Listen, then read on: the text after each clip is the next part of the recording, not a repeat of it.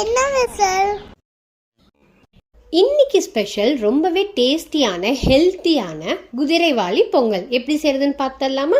அதுக்கு 1 கப் அளவுக்கு குதிரைவாலி ரைஸ் எடுத்துக்கோங்க. அது கூடவே 1/2 கப் அளவுக்கு பாசிப்பருப்பு எடுத்து நல்லா வாஷ் பண்ணிக்கோங்க. அது எல்லாத்தையுமே ட்ரை பண்ணிட்டு மறுபடியும் வாட்டர் ஆட் பண்ணி ஒரு 1 மணி நேரம் ஊற வச்சுக்கோங்க. அப்புறமா குக்கரில் கீ ஆட் பண்ணிட்டு நம்ம ஊற வச்சிருந்த அரிசியும் பருப்பையும் சேர்த்து ஒரு 2 மிக்ஸ் விட்டுக்கோங்க. அதுக்கப்புறமா நம்ம இதில் வாட்டர் ஆட் பண்ண போகிறோம். நான் வந்து இன்னைக்கு 4 கப்ஸ் வந்து ஆட் பண்ணியிருக்கேன். ஆட் பண்ணிட்டு தேவையான அளவுக்கு சால்ட் ஆட் பண்ணி இந்த மாதிரி கொதிக்க விட்டுருங்க. புது வியூவர்ஸ் இருந்தால் ப்ளீஸ் மறக்காமல் சப்ஸ்கிரைப் பண்ணுங்கள்.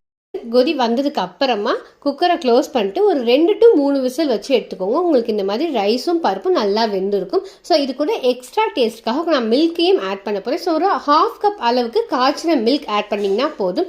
ஸோ வந்து அடுப்பை வந்து இப்போ ஆஃபில் தான் இருக்குது. ஸோ திரும்ப ஆன் பண்ணிவிட்டு ஒரு 1/2 கப் அளவுக்கு காய்ச்சின பாலையும் சேர்த்துட்டு நல்லா மிக்ஸ் பண்ணிவிட்டு ஒரு தாளிப்பு கொடுக்க போகிறோம். அதில் வந்து நெய், மிளகு, ஜீரகம், இடித்த கொஞ்சமான இஞ்சி, கறிவேப்பிலை, முந்திரி, அது கூடவே கொஞ்சமாக பெருங்காயத்தூள் போட்டுட்டு வதக்கிட்டு அதை அந்த பொங்கலோட சேர்த்து சூடாக சர்வ் பண்ணீங்க அப்படின்னா சூப்பரான குதிரைவாலி பொங்கல் ரெடி.